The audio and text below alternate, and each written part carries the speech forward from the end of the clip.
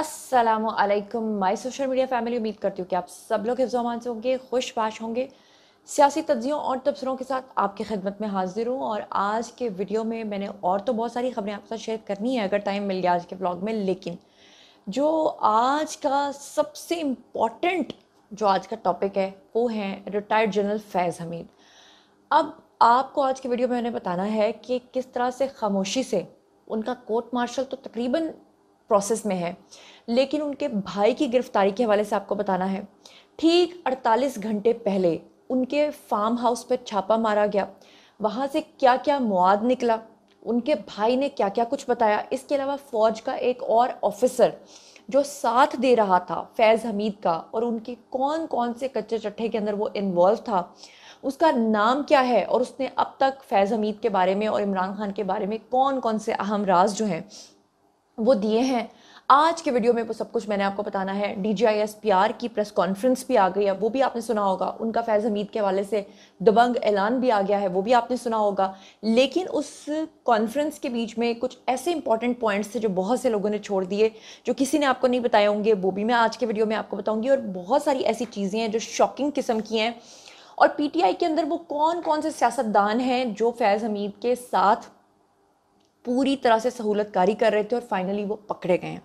इन सब चीज़ों के बारे में मैं आज आपको बताने जा रही हूँ। तो चलिए जनाब शुरू करते हैं पहली खबर से। सबसे पहले आप लोग जानते हैं कि जनरल रिटायर्ड फैज़ हमीद जब से इदारों की तहवील में गए हैं, आपको क्या लगता है कि वो अचानक से इदारों की तहवील में चले गए हैं? ऐसा हरगिज़ नहीं है।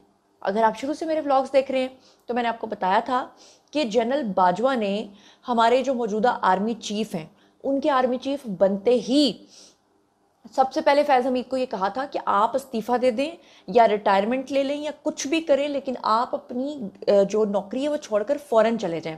और उसकी रीज़न जनरल बाजवा मुबैना तौर पे ये बताया करते थे, जब उस वक्त कुछ लोगों ने उनसे पूछा कि आप क्यों चाहते हैं कि फैज़ हमीद फौरी तौर पर चले जाएँ, तो उन्होंने कहा था कि ये जो मौजूदा आर्मी चीफ़ है ना, इसने एक दिन नहीं लगाना और इसका कोर्ट मार्शल कर देना। और वही बात हुई कि आज जो फैज़ हमीद हैं उनका कोर्ट मार्शल होने जा रहा है। फ़र्क सिर्फ इतना है कि फैज़ हमीद के जो बताया जा रहा है मुबैना तौर पे कि वो बहुत सारी इलीगैलिटीज़ के अंदर शामिल थे। ये जो हाउसिंग सोसाइटी वाला उनके ऊपर केस बना है ना टॉप सिटी का, ये तो सिर्फ एक बाजार आपको बताया जा रहा है।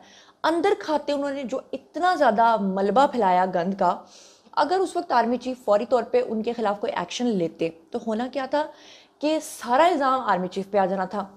क्योंकि उस वक्त जनरल बाजवा और फैज़ हमीद के इतने सारे सहूलतकार थे, फ़ौज के अंदर भी बाहर भी रिटायर्ड अफसरान में भी, कि आर्मी चीफ को ये सब फैसला लेते लेते इतना अरसा गुजर गया। ये जो कह रहे थे ना slow and steady wins the race, तो ये वो वाला हिसाब है हमारे आर्मी चीफ का। वो फ़ौरन गरम गरम खाने का जो है ना, मेरे ख्याल से बेवकूफ़ी नहीं करते। हम जैसे लोग बड़ी तनकीद करते रहे हैं कि क्यों इतनी देर लगा रहे हैं, अभी तक क्यों नहीं कुछ कर रहे, लेकिन यकीन करें कि बड़ी सॉलिड ग्राउंड्स के ऊपर वो ये सारा काम कर रहे हैं। अब मैं आपको बताऊं कि ठीक फैज़ हमीद के तहवील में आते ही उससे पहले तक उनको सिर्फ और सिर्फ छूट दी गई थी, और इतनी ज़्यादा छूट दे दी गई थी ताकि वो ज़्यादा से ज़्यादा गलतियां करें। और वो गलतियों का नतीजा उन्होंने इस तरीके से भुगता कि आप ये अंदाज़ा कीजिए कि अभी जो जेल सुपरिटेंडेंट अकरम नाम का शख्स पकड़ा गया, जिसने ये बताया कि खान साहब के लिए नोकिया 3310 का फ़ोन भी जो है वो किसने भिजवाया था, वो फ़ोन भी फैज़ हमीद ने भिजवाया था। ये भी उसने बताया कि जो फैज़ हमीद हैं वो अपने ज़ाती इस्तेमाल के लिए जो फ़ोन इस्तेमाल कर रहे थे, वो फ़ोन चाइनीज़ तर्ज का एक ऐसा फ़ोन है जिसके बारे में उनका ये ख्याल था कि ये फ़ोन ट्रेस नहीं हो सकता। और ये जो बटनों वाला फ़ोन है, ये खान साहब को इसलिए दिया हुआ था कि उनको लगता था कि जो अभी हमारी टेक्नोलॉजी जिन जिन चीज़ों को डिटेक्ट करती है उसमें नोकिया 3310 नहीं पकड़ा जाता। लेकिन उनको ये नहीं पता था कि मारखोर जो हैं वो कहाँ कहाँ से किस किस को कैसे कैसे पकड़ लेते हैं। और जब फैज़ हमीद के आगे ये सब चीज़ें गईं तो फैज़ हमीद के जो है ना वो गुंग हो गए थे, उनको समझ नहीं आ रहा था कि मैंने करना तो करना क्या। अब यहाँ पर मैं आपको ये भी बता दूँ कि जो फैज़ हमीद है, ठीक है, उनको जब ये बात पता चली कि अकरम ने भी सब कुछ बता दिया है, और उस वक्त फैज़ हमीद के ऊपर एक और मेजर का नाम जब सामने लिया गया तो उनकी हवाइयाँ उड़ गईं। वो एक फ़ौजी अफसर था, वो फैज़ हमीद के लिए काम करता था। वो फ़ौजी अफसर कौन था, उसका क्या ताल्लुक़ निकला है खान साहब से और फैज़ हमीद से, और किस तरह से उसने ऑडियोज़ भी लीक करवाई थी, किसकी, शहबाज शरीफ की और मरियम नवाज़ की। ये बड़ा एक दिलचस्प कहानी है, ये मैं आपको बताती हूँ। लेकिन उससे पहले मैं आपको ये बता दूँ कि ठीक 48 घंटे पहले किसी मीडिया ने आपको ये बात रिपोर्ट नहीं की क्योंकि इसको सीक्रेसी के साथ करना था। एक बहुत बड़ा ऑपरेशन किया फ़ौज ने और बाकायदा तौर पे जो फैज़ हमीद की हवेली है जिसको वो अपना फार्म हाउस कहते हैं, जी हाँ वही फार्म हाउस, कि वो फैज़ हमीद जो फ़ौज में जब आए तो उनका 8 मरले का घर था और जिस गांव से वो बिलोंग करते थे उसके पास जब उन्होंने अपना फार्म हाउस बनाया तो वहाँ से लेके गांव की बाहर जो मेन सड़क है उसके बीच में तकरीबन 22-23 किलोमीटर का रास्ता था। इर्द गिर्द के लोगों की ज़मीनों को उस शख्स ने जुल्म करके बंद करवा दिया और उसने दोनों तरफ जो हैं दोनों अतराफ में बाड़ लगा के उस पूरी जगह के ऊपर कब्जा कर लिया था। लोग उनके गाँव के उनको बद्दुआएं दिया करते थे। ये बहुत बार ये चीज़ जो है रिपोर्ट हो चुकी है। अब ठीक 48 घंटे पहले जो है फैज़ हमीद की हवेली के ऊपर उनके फार्म हाउस के ऊपर इसलिए किया गया था इंटेलिजेंस बेस्ड वहाँ पर ऑपरेशन कि उनके जो भाई हैं उनको वहाँ से गिरफ्तार करना था। अब 2 तरह की इतलात हैं। नंबर 1 कि उनके भाई गिरफ्तार हो चुके हैं और वो मारखोर अपने साथ ले गए हैं और अब उनसे जो चीज़ें पूछनी है वो उनके भाई बताएंगे। या तो उनके भाई अपने ही भाई के लिए सहूलतकार बन जाएंगे या वादा माफ गवाह बन जाएंगे या वो सारा कुछ उगल देंगे। और कुछ लोग कह रहे हैं कि नहीं, वो इदारों के अभी हाथ नहीं लगे बल्कि वो भाग चुके हैं। अब ये चीज़ तो कंफर्म हो जाएगी, मगर एक और बंदा पकड़ा गया है जिसका मैंने अभी आपको बताया कि वो फौज के अंदर का बंदा था और वो बंदा मेजर था और उसकी क्या तफसीलात हैं ज़रा सुन लीजिएगा कि उसका नाम था मेजर अब्दुर्रहमान। अब ये जो मेजर अब्दुर्रहमान नाम का शख्स है, जब फैज़ हमीद रिटायर हुए तो इन्होंने अपने साथ ये जो बंदा है अब्दुर्रहमान, इसको पहले दे दिया सहूलतकारी के लिए किसके पास? इमरान खान के पास। जब इमरान खान प्राइम मिनिस्टर थे उस वक्त पहले ये इमरान खान के साथ सहूलतकारी करता रहा, लेकिन असल में ये अंदर का खबरी था। ये हर खबर जो है ये पहुंचाता था फैज़ हमीद साहब को। और हुआ क्या कि जब पीडीएम की गवर्नमेंट आई तो शहबाज शरीफ जो हैं जब वो प्राइम मिनिस्टर हाउस में थे तो उस वक्त इस शख्स को वहाँ पर रखा गया था खुफिया तरीके से। ये वहाँ पर काम कर रहा था, ये एडीसी था और ये जनरल फैज़ हमीद का स्टाफ ऑफिसर भी रहा। अब इस जनाब बंदे ने सहूलतकारी क्या की कि ये इसके पास भी एक चाइनीज़ तर्ज का फ़ोन था। वो फ़ोन इससे दौराने हिरासत, ये शख्स भी इस वक्त इदारों की हिरासत में आपको बता रही हूँ और इसने क्या क्या कुछ बताया वो भी आपको बता रही हूँ। अब इस शख्स के पास से भी एक अजीब चाइनीज़ फ़ोन निकला। जब इससे पूछा गया आपके पास ये कहाँ से आया तो इसने नाम किसका लिया? मुबैना तौर पे फैज़ हमीद साहब का। अब इस शख्स ने जो बताया कि आपको याद होगा कि आज से कुछ अर्सा पहले एक ऑडियो कॉल लीक हुई थी। वो ऑडियो कॉल किसकी थी?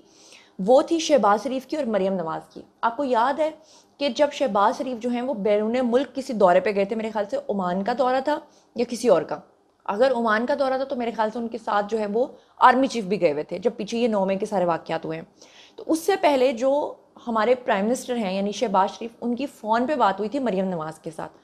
उस पूरी टेलीफोनिक कॉन्वर्जेशन जो है उसको पहुंचाया था इसी शख्स ने जो मेजर अब्दुर्रहमान है, और इसने वो ऑडियो जो है वो पहुंचाई थी किसके पास? फैज़ हमीद के पास। फैज़ हमीद ने आगे सुनवाई थी इमरान खान को। तो फिर जो शहबाज शरीफ हैं उन्होंने जनरल नदीम अंजुम जो है हमारे आईएसआई के, उनको जो है वो शिकायत की थी और आर्मी चीफ को भी शिकायत की थी कि ये क्या हो रहा है, प्राइम मिनिस्टर हाउस के अंदर कौन से आले लगे हुए हैं जो है वो ये सारी चीज़ें रिकॉर्ड कर रहे हैं। उसके बाद बताने वाले बताते हैं कि जो जनरल नदीम अंजुम हैं वो प्राइम मिनिस्टर हाउस में आए थे, उन्होंने अपनी इन्वेस्टिगेशन कंप्लीट की और बाद में उन्होंने इस शख्स को पकड़ लिया था। इसको पकड़ के वो अपने साथ भी ले गए थे, इससे पूछगछ भी की थी, तब भी ये पता चला था कि ये सहूलतकार है। इस वक्त वो शख्स इदारों की तहवील में है और उससे भी ये तमाम चीज़ें पूछगछ हो रही हैं। दूसरी तरफ जो फैज़ हमीद के भाई हैं, कहा जा रहा है मुबैना तौर पे कि छापे के दौरान वो पकड़े जा चुके हैं, कुछ कह रहे हैं फ़रार हैं। लेकिन दोनों सूरतों में आप देख लें कि अगर वो फ़रार भी हैं तो ज़्यादा देर तक फ़रार नहीं रह सकेंगे। और तीसरी तरफ जो नाम लिया जाता है आपके सामने वो सिर्फ टॉप सिटी का लिया जा रहा है, जबकि इमरान खान का पेट इतना ज़्यादा ख़राब हो चुका है कि उनको समझ नहीं आ रहा कि हमारे साथ बन क्या रहा है और आगे बनने क्या जा रहा है। यहाँ पर एक और चीज़ आपको बता दूँ कि जो कोर कमांडर हैं उन्होंने जो प्रेस कॉन्फ्रेंस की है उसके तमाम हिस्से आपने सुन लिए होंगे, मगर एक चीज़ उन्होंने बड़ी इंपॉर्टेंट कि उन्होंने नाम लेके फैज़ हमीद का कहा कि जो लोग उनके साथ राब्ते में थे, उनकी रिटायरमेंट के बाद उनके साथ सहूलतकारी कर रहे थे, सियासत में मुदाखलत कर रहे थे, उन लोगों को नहीं छोड़ा जाएगा। अब आपको कल के व्लॉग में और परसों के व्लॉग में मैंने बताया था कि रऊफ़ हसन ने खुद पीटीआई के पैरों के ऊपर कुल्हाड़ी मारी है। वो कैसे? क्योंकि रऊफ़ हसन ने इस बात का कन्फेशन कर लिया है कि हाँ जी, हम रिटायरमेंट के बाद भी जनरल फैज़ हमीद के साथ राब्ते में थे। तो आज कोर कमांडर ने कह दिया है कि जो उनके साथ राब्ते में निकले उनको हमने नहीं छोड़ना। इसलिए ना तो रऊफ़ हसन बचेंगे और ना कोई और बचेगा। इसके अलावा आपको बताऊं कि आमिर डोगर जो हैं, उन्होंने भी इस बात का कन्फेशन कर लिया है। उन्होंने भी कहा है कि हाँ जी, हम लोग फैज़ हमीद के साथ राब्ते में थे। अब यहाँ पर मैं आपको दो इंतहाई अहम बयान जो है वह सुनवाना चाहती हूँ। सबसे पहले आप ज़रा सुनिएगा कि DGISPR ने जो प्रेस ब्रीफिंग की है, प्रेस कॉन्फ्रेंस की है, उसका एक इंतहाई अहम हिस्सा, जिसमें उन्होंने कहा कि फ़ौज में कोई ज़ाती मकासद या मखसूस सियासी एजेंडे को परवान चढ़ाएगा तो पाक फ़ौज का खुद एहतसाबी का निज़ाम हरकत में आएगा। फैज़ हमीद के खिलाफ ठोस शवाहिद की बुनियाद पर आर्मी एक्ट की खिलाफ वर्जी के तहत कार्रवाई की गई। क्या उन्होंने कहा? Have a look. Lieutenant general retired Faiz Hamid case के हवाले से अगर बात की जाए तो टॉप सिटी केस में रिटायर्ड ऑफिसर के ख़िलाफ़ बाज़ाब्ता तौर पर दरख्वास्त मौसूल हुई।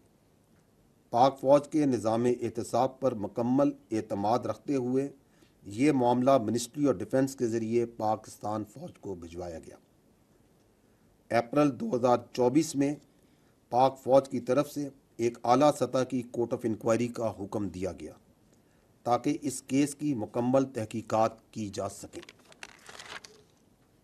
ठोस शवाहिद पर मुबनी तफसीली इंक्वायरी मुकम्मल होने के बाद 12 अगस्त 2024 को पाकिस्तान आर्मी ने बाज़ाब्ता तौर पर आगाह किया कि मुतल्लिका रिटायर्ड ऑफिसर ने पाकिस्तान आर्मी एक्ट की दफ़ात की खिलाफ वर्जियाँ की हैं और ये कि मुतल्लिका रिटायर्ड ऑफिसर के हवाले से रिटायरमेंट के बाद पाकिस्तान आर्मी एक्ट की खिलाफ वर्जी के मुतअद्दिद वाक़यात भी सामने आए हैं।